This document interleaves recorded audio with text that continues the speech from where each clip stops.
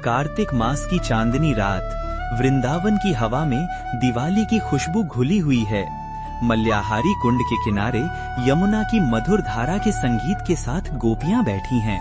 हाथों में मोतियों की डोरियां, आंखों में हंसी और दिलों में कृष्ण की याद। ललिता, देखो ये मोती चांद की तरह चमक रहे हैं। हाँ राधा, जैसे इंद्रदेव के खजाने से गिरे हों। ये नीले मोती तो मेरी पसंदीदा है। मेरे पास तो ये लाल मोती हैं, जैसे अग्नि की लपटें। देखो मैंने कितनी खूबसूरत माला बनाई है। गोपियों की हंसी गूंज रही है। दूर से एक तोते की चहचहाहट सुनाई देती है।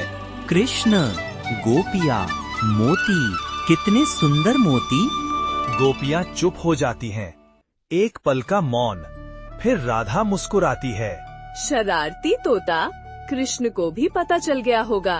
गोपियों के बीच से कृष्ण प्रकट होता है। उसकी नजर मोतियों पर टिक जाती है। वाह, क्या खूबसूरती है। ये मोती मेरी प्यारी गायों को भी तो सजाना होगा ना? महाराज, ये मोती तो हमने अपने लिए बनाए हैं, गायों के लिए नहीं। हाँ, ये तो बहुत कीमती हैं।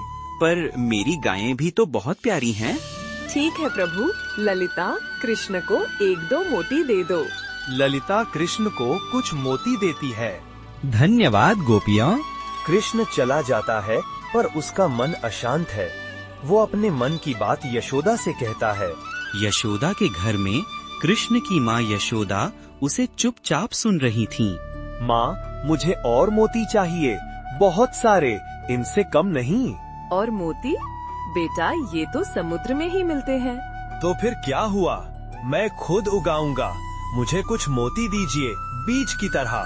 बीज की तरह मोती? बेटा, ये तो मजाक हो गया। लेकिन ठीक है, ले लो ये कुछ मोती, देखती हूँ तुम्हारा क्या होता है। यशोदा ने कुछ मोती कृष्ण को दिए। कृष्ण यमुना के किनारे गया। उसने यशोदा से मांगा दूध मोतियों पर डाला और उनको धरती में बो दिया। गोपियाँ उसे देखकर हंसती हैं। दूध से मोती उगाना, ये तो नई खेती है। देखते हैं क्या होता है। कुछ दिन बीत गए। एक दिन कृष्ण यमुना के किनारे गया। वहाँ उसे कुछ अद्भुत नजारा दिखाई दिया। जहाँ कृष्ण ने मोती बोए थे, वहाँ खूबसूरत मोतियों से लदे पौधे उगाए थे।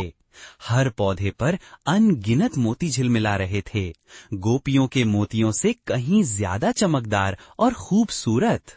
देखो गोपियों, मेरे मोती। गोपियां हैरान हैं। उनके चेहरे पर आश्चर्य और ईर्ष्या दोनों भाव हैं। ये कैसे हुआ?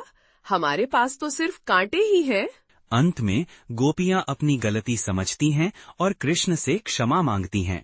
कृष्ण सभी गोपियों को अपनी उगाए मोतियों से बनी खूबसूरत मालाएं देता है। राधा रानी कृष्ण को स्वादिष्ट भोजन और सुगंधित मालाएं अर्पित करती है। दिवाली की रात सभी गोपियां और कृष्ण मिलकर दिवाली का उत्सव मनाते हैं।